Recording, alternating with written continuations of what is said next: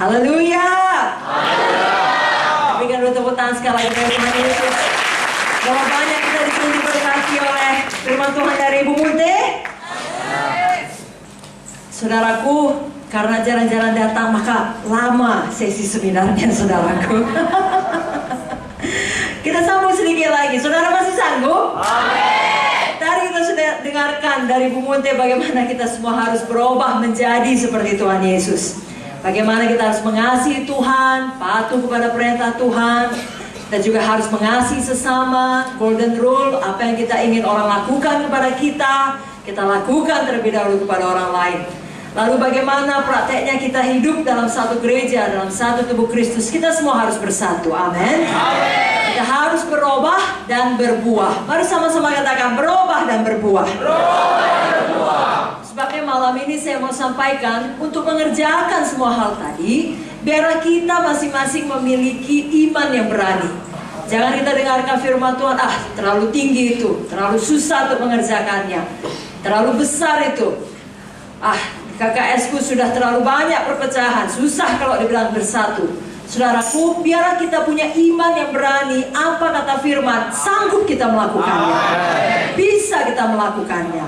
Seberapa pun halangan atau tantangan, problema yang membuat kelihatannya itu tidak bisa dilakukan, kita tidak terima itu. Yang kita terima adalah apa kata Tuhan, itu pasti jadi. Malam hari ini sama-sama kita berkata, saya punya iman yang berani. Keberanian iman. Amin. Karena kita tahu kita memiliki Tuhan yang besar, yang sanggup melakukan apa saja. Dan Tuhan itu hidup ada di dalam kita. Firman-Nya ada di dalam kita. Apa yang dikatakan oleh firman, ya dan amin.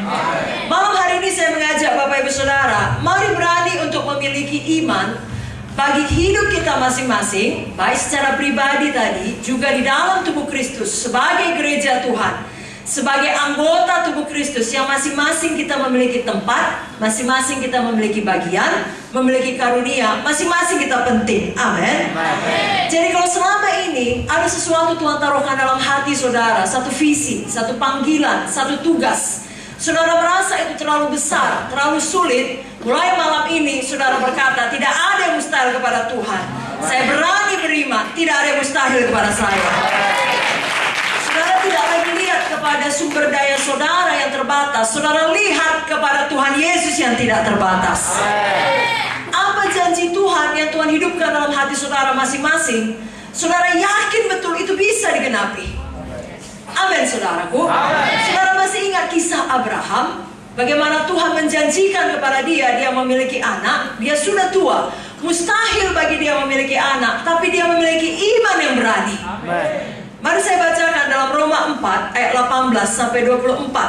Sebab sekalipun tidak ada dasar untuk berharap, namun Abraham berharap juga dan percaya bahwa ia akan menjadi bapa banyak bangsa, menurut yang telah difirmankan, demikianlah banyaknya nanti keturunanmu. Imannya tidak menjadi lemah, walaupun ia mengetahui bahwa tubuhnya sudah sangat lemah, karena usianya telah kira-kira 100 tahun, dan bahwa rahim Sarah telah tertutup.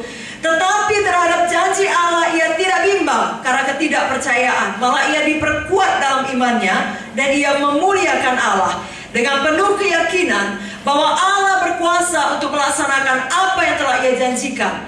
Karena itu hal ini diperhitungkan kepadanya sebagai kebenaran. Kata-kata ini, yaitu hal ini diperhitungkan kepadanya, tidak ditulis untuk Abraham saja, tetapi ditulis juga untuk kita. Sebab kepada kita pun Allah memperhitungkannya, karena kita percaya kepada Dia yang telah membangkitkan Yesus Tuhan kita dari antara orang mati. Apa suara Roh Kudus dalam hati saudara? Apa visi Tuhan yang besar Tuhan taruh dalam hati saudara?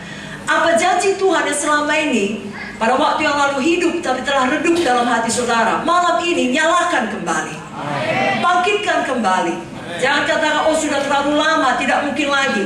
Di sini dikatakan, walaupun tidak ada dasar untuk berharap, Abraham berharap juga. Mustahil dia sudah tua punya anak, tapi dia tetap berani beriman kepada Tuhan. Malam hari ini saudara juga demikian. Apalagi besok kita KKR, Saudara yang selama ini penakut, tidak pernah melihat saudara bisa berhasil bawa jiwa. Saudara punya iman, saudara berani bawa jiwa pada esok hari. Dan untuk seterusnya, walaupun sudah siap KKR, saudara berani melihat saudara seorang pemenang jiwa, berhasil membawa jiwa tiap-tiap minggu kepada kebaktian minggu saudara, kepada kebaktian kelompok sel saudara. Saudara yang selama ini merasa Tuhan memanggil saudara menjadi pemimpin, tadi saudara baca dalam buku Efesus, saudara tidak berani jadi PKS sebelumnya, mulai malam ini saudara sambut panggilan Tuhan, berani menjadi pemimpin, berani menjadi PKS, berani menjadi saksi Tuhan dimanapun Tuhan meletakkan saudara dalam dunia sekuler sana. Karena tidak ada yang kebetulan. Di mana saudara tinggal, di mana saudara bekerja, biarlah saudara menjadi terang, menjadi garam di sana. Saudara juga berani patuh kepada firman, berapapun harganya. Saudara, di saat kita mau menggenapi panggilan Tuhan dalam hidup kita, pasti akan ada masalah yang terjadi. Dan kerap kali manusia ini punya kecenderungan untuk menyelesaikan satu masalah. Kita lebih suka mengambil jalan aman, yang mana jalan mudah yang tidak merepotkan kita, yang tidak membahayakan nama baik kita. Kita lebih suka mengambil jalan pintas daripada mengambil jalan yang benar. Kerap kali jalan yang benar itu lebih sulit, lebih membayar harga. Kenapa? Karena jalan yang benar membutuhkan iman yang berani, yang berani berdiri sendirian ketika tidak ada orang lain yang mendukung kita. Tapi itulah yang harus kita lakukan. Di dalam Alkitab ada banyak contoh teladan bagaimana hamba-hamba Tuhan memiliki iman yang berani di tengah-tengah persoalan, kesukaran, bahkan penderitaan yang mengancam resikonya nyawanya sendiri. Ketika semua orang berkata tidak dapat, dia berkata dapat. Semua orang berkata tidak mungkin, dia berkata mungkin. Semua orang berkata tidak bisa, dia berkata bisa. Demikianlah kita pada malam ini. Kalau saudara ingat kisah mengenai 12 orang pengintai, mayoritas berkata tidak bisa. Hanya 2 orang, minoritas berkata bisa. Kerap kali suara yang benar, iman yang berani, terlihat sebagai golongan minoritas. Tetapi sebenarnya bersama Tuhan, kitalah mayoritas. Haleluya saudara.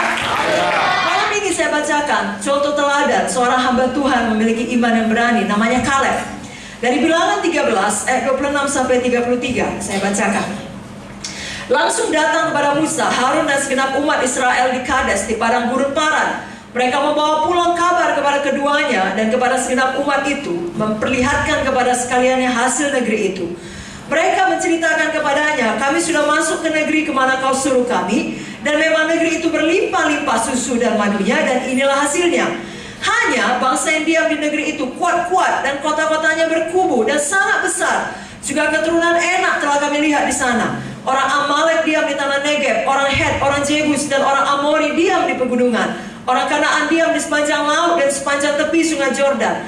Kemudian Kaleb mencoba menenteramkan hati bangsa itu di hadapan Musa. Katanya, tidak, kita akan maju dan menduduki negeri itu, sebab kita pasti akan mengalahkannya. Tapi orang-orang yang pergi ke sana bersama-sama dengan dia berkata, kita tidak dapat maju menyerang bangsa itu, karena mereka lebih kuat daripada kita. Juga mereka menyampaikan kepada orang Israel kabar busuk tentang negeri yang diintai mereka, dengan berkata, negeri yang telah kami lalui untuk diintai adalah satu negeri yang memakan penduduknya, dan semua orang yang kami lihat di sana adalah orang-orang yang tinggi-tinggi perawakannya. Juga kami lihat di sana orang-orang raksasa, orang-orang Enak yang berasal dari orang-orang raksasa, dan kami lihat diri kami seperti belalang. Demikian juga mereka terhadap kami. Jangan seperti mereka ini. Lihat diri saudara jangan seperti belalang, tapi sebagai pemenang, bahkan lebih dari pemenang. Punya iman yang berani. Firman Tuhan dalam Markus 11:23-24 berkata, bukan berkata tentang gunung. Ini semua yang dikatakan 10 pengintai adalah tentang persoalannya, tentang gunung. Oh, di sana orangnya besar-besar seperti raksasa, kita seperti belalang. Tidak mungkin. Kabar busuk itu racun, perkataannya tidak membawa kehidupan. Kita tidak berkata tentang gunung. Iman yang berani berkata kepada gunung. Katakan amin lebih kuat lagi. Dan saudaraku, tetap ada suara negatif. Saudara tidak bisa melarang 10 orang pengintai ini untuk bicara, tapi saudara bisa memilih menjadi seperti Kaleb dan Joshua. Saudara tidak bisa berkata, tapi semua berkata tidak mungkin. Semua berkata begini, ya saya ikutlah, apalah daya saya cuma satu orang. Tidak. Saudara berkata seperti apa kata firman Tuhan. Saudara punya keberanian iman untuk menyelesaikan panggilan Tuhan mengambil saudara. Tiap kali saudara bersaksi, tiap kali saudara menginjil, akan ada suara negatif. Tiap kali saudara memuridkan, mengunjungi, akan ada suara negatif. Tiap kali saudara berani berkorban, bahkan lebih daripada biasanya, akan ada suara negatif yang mengatakan itu sia-sia, itu tidak cocok. Tiap kali saudara menempuh resiko demi pekerjaan Tuhan, akan ada suara yang mengatakan kau salah. Tetapi saudara tahu betul mana suara Tuhan, mana suara setan. Pilihlah untuk tetap berani, pilihlah untuk tetap beriman. Amin, saudara. Kalau saudara sakit dan orang berkata kau tidak akan sembuh, tapi firman Tuhan berkata oleh figur Yesus kita sembuh, kita ikut apa kata firman. Kita punya iman yang berani. Orang berkata kau tidak mungkin diberkati, firman Tuhan berkata kita pasti diberkati, kita ikut apa kata firman Tuhan. Orang lain berkata tidak usah begitu banyak melayani, nanti kau menjadi aneh. Firman Tuhan berkata ada bagian kita dalam tubuh Kristus, dalam pekerjaan pelayanan, kita ikut apa kata firman Tuhan. Saudaraku, kita punya iman yang berani karena dasar kita adalah ini, firman Tuhan yang tidak berubah. Langit bumi boleh berlalu, tapi firman Tuhan kekal selama-lamanya. Sedangkan ucapan manusia itu selalu bisa berubah. Hari ini dia mendukung kita, besok dia menginjak kita. Jangan andalkan apa kata manusia, seberapa banyak pun, mayoritas pun. Andalkan apa kata firman Tuhan. Firman Tuhan tidak mungkin gagal. Malam hari ini biarlah kita belajar satu perkara. Jangan terganggu apa kata orang. Jangan kecewa bila tidak ada yang mendukung kita ketika kita mau melakukan kebenaran firman. Kita ingat Kaleb, kita ingat Joshua. Kalau orang-orang di Alkitab pun mengalaminya, dituliskan sebagai teladan kepada kita, kita pun mengalaminya. Mereka menang, kita pun menang. Saudara masih ingat kisah Sadra, Mesa, Abednego? Mereka juga contoh orang-orang yang memiliki iman yang berani. Mereka dihadapkan pada ancaman kematian, bukan karena dosa mereka, justru karena kebenaran mereka. Pernahkah saudara seperti itu? Justru karena saudara berbuat benar, karena saudara setia beribadah, karena saudara setia berkorban, setia melayani, saudara dapat ancaman. Itulah yang dialami oleh Sadra, Mesa, Abednego. Tapi apa jawab mereka? Saya bacakan Daniel 3 ayat 17-18. Jika Allah yang kami puja sanggup melepaskan kami, maka ia akan melepaskan kami dari perapian yang menyala-nyala itu dan dari dalam tanganmu ya Raja. Tapi seandainya tidak, hendaklah Tuanku mengetahui ya Raja, bahwa kami tidak akan memuja dewa Tuanku dan tidak akan menyembah patung emas yang Tuanku dirikan itu. Amin. Terancam nyawanya, tetap tidak kompromi dengan dosa. Tetap percaya kepada Tuhan. Karena dia tahu hidup di dunia ini adalah sementara, saudaraku. Bagaimanapun, walaupun kita sakit lalu sembuh, Lazarus sendiri yang sudah bangkit dari kematian tetap harus mati pada akhirnya. Dengan kata lain, hidup yang sebenarnya adalah hidup dalam kekekalan. Itu sebabnya mereka tidak takut. Mereka berkata, kami akan tetap ikut Tuhan. Biar contoh teladan dari firman Tuhan, baik mengenai Abraham tadi, bagaimana dia beriman, Kaleb bagaimana dia beriman dan berani, Sadra, Mesa, Abednego, malam hari ini meneguhkan hati kita. Seberat apapun masalah, tantangan, problema yang kita alami, kita tetap punya iman, Tuhan akan menolong kita. Dan di dalam prosesnya kita tidak pernah berkompromi dengan dosa. Kita tidak melepaskan keyakinan kita. Kita tidak mencari jalan pintas yang salah, jalan aman untuk kehendak daging, kenyamanan diri sendiri. Tidak. Kita tetap dalam jalan kebenaran, jalan Tuhan, jalan kasih, jalan firman. Amin. Saudaraku, tiap kali kita memiliki iman yang berani, Tuhan menghargakan kita. Tuhan tidak akan mempermalukan setiap orang yang percaya kepadanya. Saudara lihat, Sadra, Mesa, Abednego diselamatkan Tuhan, saudaraku.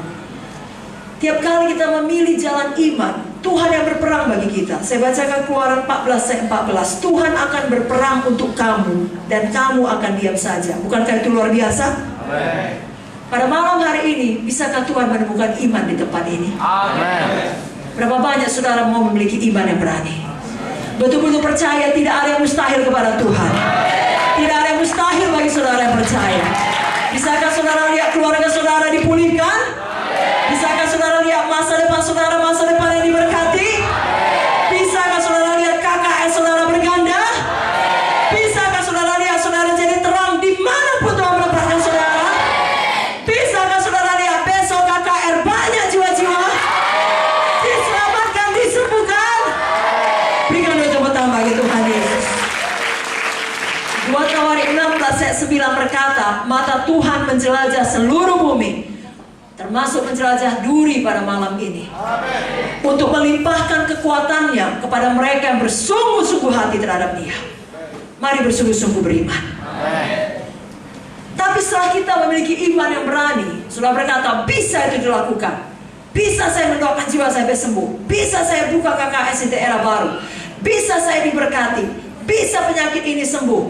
Bisa kebangkrutan ini menjadi berkat. Dan seterusnya dan seterusnya. Bisa saya sampai pada panggilan Tuhan. Setelah saudara punya iman yang berani, perhatikan baik-baik. Saudara juga harus punya iman yang tekun. Mari angkat tangan saudara, katakan, saya punya iman yang tekun. Katakan kuat-kuat, ketekunan iman. Amin. Karena kalau kita ingat juga kisah Joshua dan Kaleb tadi, setelah mereka beriman, mereka bisa masuk tanah Kanaan dan mendapatkan warisan hak mereka atas tanah perjanjian tersebut. Tidak langsung itu terjadi, dibutuhkan waktu. Tetapi tiap kali Tuhan berjanji dan kita punya iman untuk janji Tuhan itu, pasti digenapi. Berapa lama pun waktunya, pasti digenapi. Sama halnya terjadi kepada Kaleb. Dia akhirnya memperoleh apa yang dijanjikan Tuhan kepadanya. Saya bacakan Yosua 14 ayat 7 sampai ayat yang ke-15. Aku berumur 40 tahun. Berapa tahun saudaraku? 40 tahun ketika aku disuruh Musa, hamba Tuhan itu, dari Kades Barnea untuk mengintai negeri ini. Dan aku pulang membawa kabar kepadanya yang sejujur-jujurnya. Sedang saudara-saudaraku yang bersama-sama pergi ke sana dengan aku, membuat tawar hati bangsa itu, aku tetap mengikuti Tuhan Allahku dengan sepenuh hati.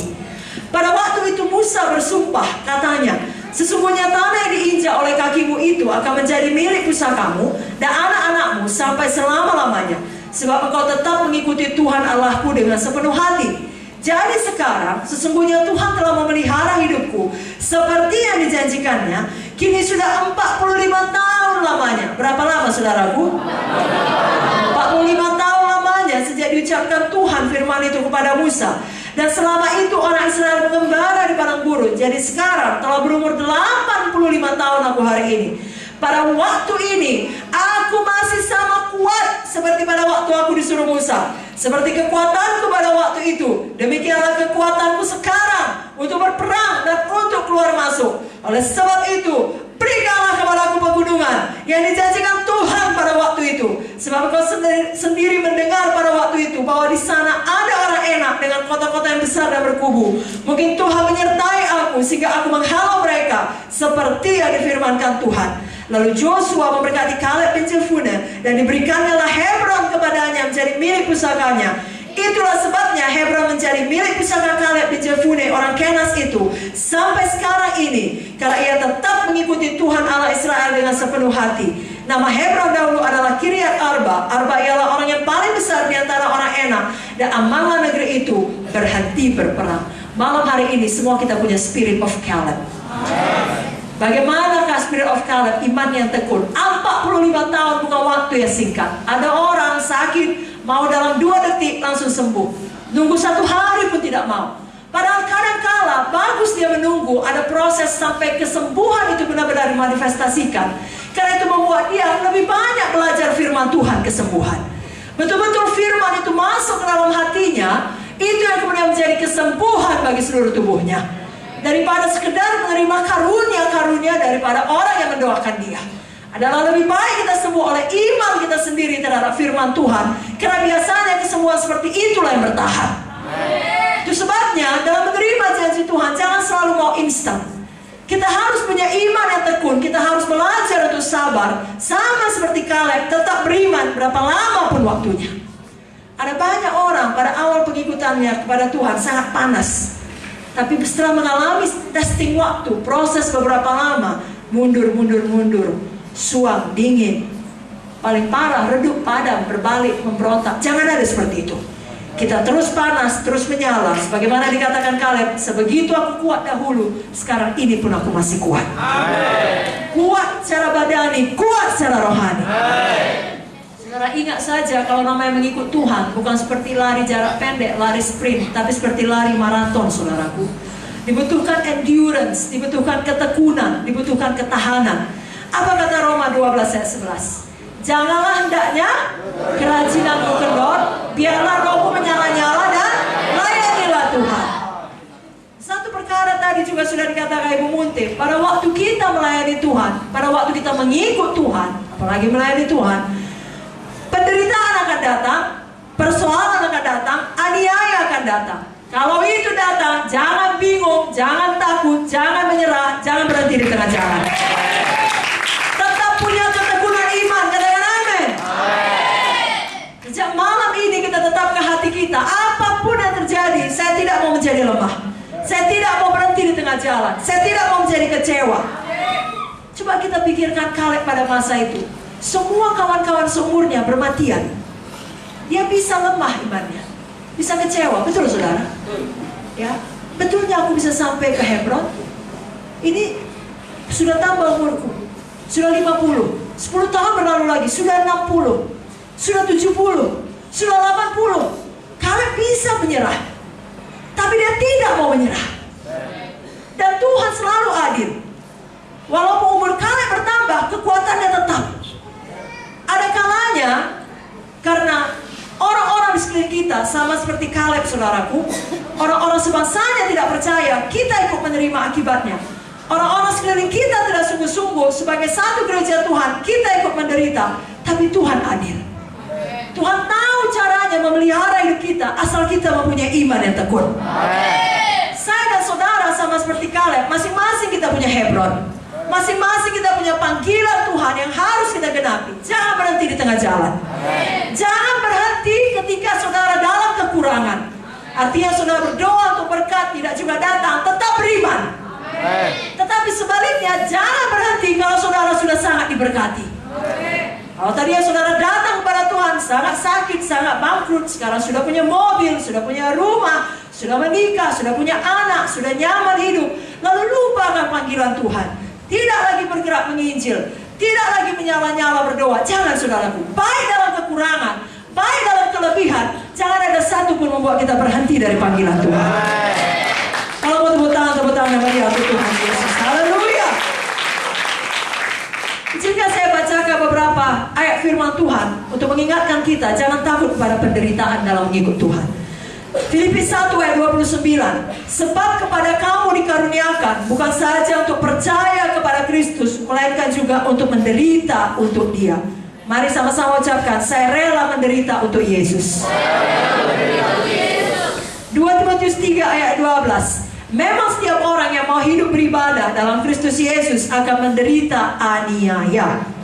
1 Tesalonika 3 ayat 2 dan 3. Lalu kami mengirim Timotius, saudara yang bekerja dengan kami untuk Allah dalam pemberitaan Injil Kristus, untuk menguatkan hatimu dan menasihatkan kamu tentang imanmu, supaya jangan ada orang yang goyang imannya karena kesusahan-kesusahan ini. Kamu sendiri tahu bahwa kita ditentukan untuk itu. Mari sama-sama ucapkan, saya tidak akan goyang iman. Saya tidak akan goyang iman. Katakan lebih kuat lagi agak tangan saudara. Iman saya tidak akan goyang. Iman saya tidak akan goyang. Karena kesusahan-kesusahan. Karena penderitaan-penderitaan. Saya tahu. Saya ditentukan untuk itu. Dan saya lebih dari pemenang. Yang sungguh-sungguh percaya, katakan amin. Berikan lagi tepuk tangan bagi Tuhan Yesus. Siapa yang tidak takut lagi kesusahan? Siapa yang tetap mau bertekun dalam iman? Katakan amin. Haleluya. Kisah 14 ayat 22. Di tempat itu mereka menguatkan hati murid-murid itu dan menasehati mereka supaya mereka bertekun di dalam iman, dan mengatakan bahwa untuk masuk ke dalam kerajaan Allah kita harus mengalami banyak sengsara. Jadi jangan takut Bapak Ibu Saudara. Banyak sengsara berarti banyak upah, banyak mahkota. Roma 8 ayat 18 jelas mengatakan, sebab aku yakin bahwa penderitaan zaman sekarang ini tidak dapat dibandingkan dengan kemuliaan yang akan dinyatakan kepada kita. Jadi kalau anak-anak muda mendapatkan sengsara karena ikut Yesus di sekolah mereka atau di perkuliahan mereka, jangan takut, ada kemuliaan kekal yang menanti. Demikian orang tua di tempat pekerjaan saudara. Nah, kalau semua menipu, semua korupsi, saudara sendiri tidak mau korupsi berjemaah, karena itu saudara dibully, karena itu saudara dikucilkan, jangan takut, ada kemuliaan kekal yang menanti saudara. Demikian kalau saudara bersaksi menginjil, lalu saudara diludahi, saudara ditempeleng, saudara diusir, maka saudara yang dikatakan sesat, jangan takut, ada kemuliaan kekal yang menantikan saudara. Masa menyerah, nggak akan bisa dia selamat, nggak sanggup aku kalau begini menginjil. Tetap punya iman yang tekun. Dalam 2 Korintus 4 ayat 17, di sini dikatakan, sebab penderitaan ringan yang sekarang ini mengerjakan bagi kami kemuliaan kekal yang melebihi segala-galanya, jauh lebih besar daripada penderitaan kami. Tahukah saudara siapa yang menulis ini? Paulus. Dan tahukah saudara penderitaan dialami Paulus dengan akal waras itu tidak ringan. Tetapi dikatakan olehnya penderitaan ringan. Kenapa? Karena dia membandingkan itu kepada upah yang kekal. Jadi walaupun dia mengalami kapal karam, walaupun dia dilempari dengan batu sampai dikira sudah mati, walaupun dia disesah, di tubuhnya, di punggungnya ada banyak tanda luka, tanda Kristus, walaupun dia mengalami kelaparan, banyak berjerih lelah, dihina, tetapi dia mengatakan itu semua penderitaan ringan. Oleh karena apa? Ada kemuliaan kekal yang menanti dia. Kalau saudara sudah merasa sangat tertekan, sangat sedih, setan menembak saudara dari segala arah, dan tidak ada yang mengerti, tidak ada kawan saudara bicara, jangan mau dengarkan terus tipu daya setan. Kembali kepada firman ini, katakan ini sementara, ini ringan, ini tidak dapat dibandingkan dengan kemuliaan kekal. Aku tetap memegang imanku, aku tidak akan berhenti melayani, aku punya ketekunan iman, aku akan sampai pada panggilan Tuhan, sampai kepada Hebron, sampai kepada janji Tuhan. Kalau mau katakan amin, katakan amin lebih kuat. Baik, mari kita baca sama-sama kali ini 1 Petrus 4 ayat 13. Maukah saudara sama-sama membacanya? Bukalah Alkitab saudara dari 1 Petrus 4 ayat 13. Saya hampir selesai. Yang senang saya hampir selesai, katakan amin. 1 Petrus 4 ayat 13. Kita harus suka cita selalu, amin saudara. 1, 2, 3, ya. Sebaliknya bersukacitalah sesuai dengan bagian yang kamu dapat dalam penderitaan Kristus, supaya kamu juga boleh bergembira dan bersukacita pada waktu Ia menyatakan kemuliaan. Bagaimana kita harus lakukan kalau kita dalam penderitaan karena Kristus? Bersuka. Semua katakan bersuka. Bagaimana harus kita lakukan kalau kita dalam penderitaan karena Kristus? Lebih kuat lagi, bagaimana? Coba dulu tunjukkan muka yang bersuka cita pada kiri kanan. Saya bilang muka yang bersuka cita, bukan muka yang mengantuk. Semua suka cita? Amin saudaraku. Malam hari ini semua kita mau seperti Kaleb, amin. Walau berapa lama pun waktunya, saya berdoa janganlah kita sampai 45 tahun menunggu. Ya, tapi kalau Kaleb pun bisa, kita pun bisa berapa lama pun itu. Tahukah saudara, dia yang paling tua, cuma satunya kawannya yang sama umurnya kira-kira, cuma Joshua. Lalu semua yang lainnya lebih muda dari dia, puluhan tahun lebih muda dari dia. Tapi justru dia yang paling tua ini berkata, berikan padaku Hebron. Dia tidak takut menghadapi raksasa. Dia tidak takut berperang. Dia bukan berkata dulu sudah kulakukan, sekarang harus kulakukan lagi, mulai lagi dari awal. Tidak, semangat dia berperang. Saudara juga demikian. Jangan takut menghadapi raksasa dalam hidup ini. Jangan bilang hanya orang muda yang bisa menghadapi raksasa. Tidak, orang muda ada, Daud. Orang tua pun ada, Kaleb. Dengan kata lain, tua muda siapa saja kita mengalahkan raksasa. Katakan Anda lebih kuat lagi. Dalam hidup ini akan ada banyak kesempatan untuk menyerah, untuk tidak bertekun dalam iman. Dan tiap kali kesempatan itu datang, saudara hanya perlu lakukan satu, jangan diambil. Amin saudara. Bapak Ibu Munte ini sejak memulai sidang Tuan GKI, tadi sekelumit saja sudah dikatakan memperoleh izin pun sangat sulit saudara. Tapi saudara tahu, seiring perjalanan membangun gereja kemenangan iman Indonesia ini, ada banyak kesempatan untuk berhenti. Kenapa? Karena ada banyak pengkhianatan. Ya, ada banyak sekali tantangan, baik dari sesama orang yang mengatakan dirinya anak Tuhan, ataupun dari luar lingkup orang-orang percaya, dari dalam gereja, dari luar gereja, dari mana-mana. Ada banyak pengkhianatan, ada banyak fitnah. Bapak Munte dan Ibu Munte sama-sama dengan kami mengalami peristiwa pemboman, ditembak saudaraku. Segala macam terjadi, bisa menyerah tapi tidak mau menyerah. Tetap bertekun dalam iman. Sudah segala macam dibilang tentang Bapak Munte ataupun Ibu Munte, tapi apa yang dilakukan oleh keduanya, tetap tekun di dalam iman, tetap kerjakan panggilan Tuhan. Yang dilakukan Bapak Munte sampai dia pulang ke surga, itu yang dilakukan Ibu Munte sampai hari ini, dan saya percaya sampai Yesus datang, itu juga yang kita lakukan. Kalau katakan amin lebih bersemangat. Ibrani 10 ayat 38-39, kita baca lagi ayat ini sama-sama. Ibrani 10 ayat 38-39.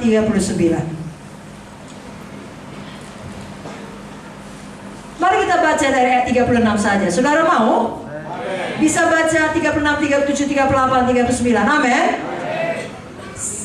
Oke, 35 kata Ibu Munte. Dari 35. 1, 2, 3 ya. Sebab itu janganlah kamu melepaskan kepercayaanmu, karena besar upaya menantinya.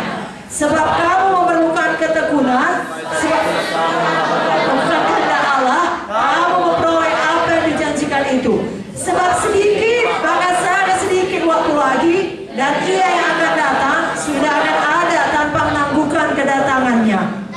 Orangku yang benar akan hidup oleh iman, dan apabila ia mengundurkan diri, maka aku tidak berkenan kepadanya. Tapi kita bukanlah orang-orang yang mengundurkan diri dan binasa, tapi orang-orang yang percaya dan yang beroleh hidup.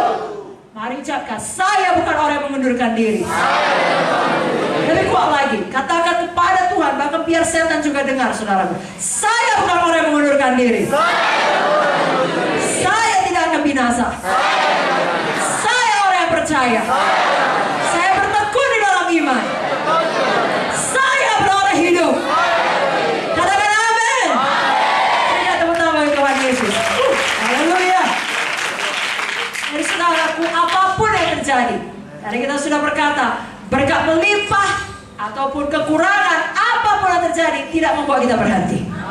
Maka kalau ada datang penderitaan kepada saudara, sepertinya 7 kali lebih hebat. Dengan kata lain, itulah yang paling hebat. Selama ini tidak pernah sesakit itu. Begitupun jangan pernah menyerah. Saudara ingat Sadrak, Mesak, Abednego, mereka tidak dilemparkan ke dalam api yang biasa. Raja Nebukadnezar berkata, panaskan 7 kali lipat dari biasanya, sampai orang yang melemparkannya pun mati. Jadi 7 kali lebih hebat api penderitaan itu datang. Mereka tidak gentar. Tahukah saudara, ketika mereka dilemparkan masuk ke dalam, mereka berkata, bukan 3 yang ada di dalam, ada 4 orang. Tiap kali saudara masuk dapur penderitaan, saudara tidak pernah sendirian. Tuhan Yesus bersama saudara. Banyak kali contoh di dalam Alkitab ini, hamba-hamba Tuhan yang diberikan Tuhan iman atau visi yang besar, panggilan yang besar, tidak ada yang langsung jadi. Baik kepada Daud, baik kepada Yusuf, semua mereka harus mengalami proses waktu. Di dalam proses itu banyak sekali bentukan, banyak sekali penderitaan. Tapi tidak ada yang menyerah di tengah jalan, dan semuanya sampai kepada panggilan Tuhan. Tidak enak, tetapi itu menyiapkan, seperti firman Tuhan tadi, membuat kita semakin seperti Tuhan Yesus. Di dalam penderitaanlah Yusuf peroleh karakter Kristus. Dikejar-kejar tanpa ada alasan, disitulah Daud bertumbuh memiliki karakter layak sebagai seorang raja Israel. Saudaraku, demikian juga saya dan saudara. Tidak ada yang namanya hidup melayani Tuhan tanpa bentukan, tanpa penderitaan, atau tanpa kehilangan. Namun di dalam semuanya itu, Tuhan tidak pernah meninggalkan kita. Oleh sebab itu jangan kita menyerah. Kita tidak mau kehilangan iman kita. Kita tidak mau mengundurkan diri dan binasa. Kita orang-orang yang percaya dan beroleh hidup. Dan malam ini izinkan saya mengingatkan saudara, kalaupun dalam hidup pelayanan saudara, khususnya saya bicara mengenai pelayanan dalam sidang Tuhan, kalau saudara menghadapi peperangan rohani yang besar, banyak di sini hamba-hamba Tuhan. Saya yakin ketika menyerahkan diri menjadi hamba Tuhan, Tuhan berikan visi yang besar kepada saudara. Khususnya untuk saat di depan ini, di mana saudara merasa harus melakukan sesuatu yang besar bagi Tuhan atau menghadapi peperangan rohani yang besar, namun kelihatannya semua sumber daya saudara telah hilang. Maka itu diambil dari saudara oleh karena banyak fitnah, ada hoax, ataupun sumber daya tersebut. Nah, kalau jemaat saudara meninggalkan saudara, apapun itu alasannya, jangan kita menyerah. Saudara ingat kisah Gideon, dia harus berperang melawan musuh-musuhnya. Dimulai daripada 32 orang ikut dia. Kalau dikatakan siapa yang takut boleh pulang, 22.000 pergi, tinggal 10.000. Lalu kemudian di situ pun disaring, tinggal 300. Seandainya dengan 32.000 pun masih terlalu sedikit. Sekarang bukan hanya 32.000, 300 saudara. Mustahil saudaraku. Sudah sangat mengalami kehilangan. Tidak ada sumber daya yang cukup untuk menghadapi peperangan itu. Tetapi ada kemenangan karena Tuhan yang ikut berperang. Dengan 300 musuh bisa dikalahkan. Kita juga demikian. Malam hari ini, apa yang ada pada kita, apa yang tersisa, yang ada, yang diizinkan Tuhan ada pada kita saat ini, dengan itu kita tetap bertekun beriman. Tidak perlu kita panik, tidak perlu kita mengeluhkan yang pergi, menangisi yang hilang, menyesalkan orang-orang yang meninggalkan kita di saat yang paling dibutuhkan. Kita berharap kepada manusia, kita akan dikecewakan. Berharap pada Tuhan. Apapun yang terjadi, saudara tetap bertekun dalam iman. Lalu seperti yang dilakukan oleh Gideon, tetap maju berperang, tetap melayani. Peperangan adalah milik Tuhan. Tuhan yang menjamin kemenangan kita. Malam hari ini tetap bertekun dalam iman. Iman yang berani, iman yang bertekun. Keberanian iman, ketekunan iman. Jangan dikeluarkan perkataan-perkataan yang berlawanan dengan iman. Tadi sudah kita baca Amsal 6. Jangan dikeluarkan perkataan bohong. Jangan juga dikeluarkan perkataan negatif, perkataan kutuk, perkataan jahat, perkataan kebimbangan, ketakutan. Itu semua mendatangkan kematian badani rohani. Mulai sekarang ucapkan syukur. Kalau kita bersyukur, tandanya kita beriman. Dari 5P sudah dikatakan Ibu Munte. Percaya, patuh, penuh Roh Kudus. Apalagi? Puji Tuhan, pelaku firman. Mari kita puji Tuhan. Haleluya. Kalau ada satu hal lagi, kalau setan menipu saudara, sudah cukup lama kau bertumbuh dalam iman, tidak juga datang jawaban doa. Saudaraku bilang, tutup mulutmu setan. Saudara harus melawan setan, maka dia akan lari daripada saudara. Tahu saudara, kadang-kadang kita beriman untuk satu hal, tidak diberikan Tuhan, karena Tuhan mau berikan yang lebih baik lagi. Saudara ingat kisah Lazarus? Apakah yang diimani oleh Marta dan Maria? Kesembuhan. Itulah mereka harapkan, itulah mereka doakan, itulah mereka pinta. Tapi pikiran Tuhan berbeda dengan pikiran kita. Pikiran Tuhan selalu lebih baik. Dalam Yesaya 55 ayat 8-9 dikatakan, rancanganku bukan rancanganmu, jalanmu bukan jalanku. Demikianlah firman Tuhan. Seperti tingginya langit dari bumi, demikianlah tingginya jalanku dari jalanmu, dan rancanganku dari rancanganmu. Maria dan Marta mau kesembuhan. Maria dan Marta mau Tuhan cepat datang pada waktu yang mereka inginkan. Tetapi kerap kali kita pikir Tuhan terlambat, kita pikir cara kita yang paling benar. Tidak demikian. Tuhan selalu punya cara terbaik, waktu Tuhan selalu waktu yang terbaik. Kenapa? Karena Maria dan Marta mau kesembuhan, Tuhan berikan kebangkitan. Kebangkitan jauh lebih ajaib dari kesembuhan, jauh lebih luar biasa, jauh lebih baik, jauh lebih dahsyat. Tapi sama seperti Maria dan Marta, pastilah pada waktu itu terjadi, dalam proses waktu itu mereka sangat sedih. Mungkin saudara juga sangat sedih, tapi malam ini tidak perlu sedih lagi. Bangun dan bangkit dalam iman. Jangan pernah bimbangkan waktu Tuhan, jangan pernah bimbangkan kebaikan Tuhan, jangan pernah bimbangkan cara Tuhan. Jangan pernah menjadi sakit hati terhadap Tuhan. Jangan pernah berhenti menyerah di tengah jalan. Tetap punya ketekunan iman. Apapun yang saudara imani, kalau belum saudara dapatkan, tetap bertekun, karena Tuhan punya yang lebih baik. 1 Korintus 2 ayat 9 berkata, apa yang tidak pernah dilihat oleh mata, tidak pernah didengar oleh telinga, tidak pernah timbul dalam hati manusia, itulah yang disediakan Allah untuk mereka yang mengasihi Dia. Berapa banyak di sini mengasihi Tuhan? Tuhan akan berikan lebih dari apa yang bisa saudara lakukan. Haleluya. Mari ucapkan sekali lagi, saya punya iman yang berani. Keberanian iman. Saya punya iman yang tekun. Ketekunan iman. Lalu katakan sama-sama, saya akan sampai pada iman yang menang. Kemenangan iman. Berikan tepuk tangan bagi Tuhan Yesus. Saya percaya kalau ini kita praktekkan saudaraku, sama seperti Kaleb sampai pada Hebron, itulah kemenangan iman. Saudara juga sampai pada Hebron saudara. Lalu kita teruskan siklusnya, iman yang berani, iman yang tekun, iman yang menang. Saudaraku, sama seperti yang dikatakan 1 Yohanes 5 ayat 4, semua yang lahir dari Allah mengalahkan dunia. Dan inilah kemenangan yang mengalahkan dunia, iman kita. Saudara diberkati. Mari kita sambut Ibu Pendeta Victoria. Mari kita berikan tepuk tangan yang meriah. Sebelum saya lupa, nanti jangan pulang dulu, ada hadiah gelang kepada semua saudara.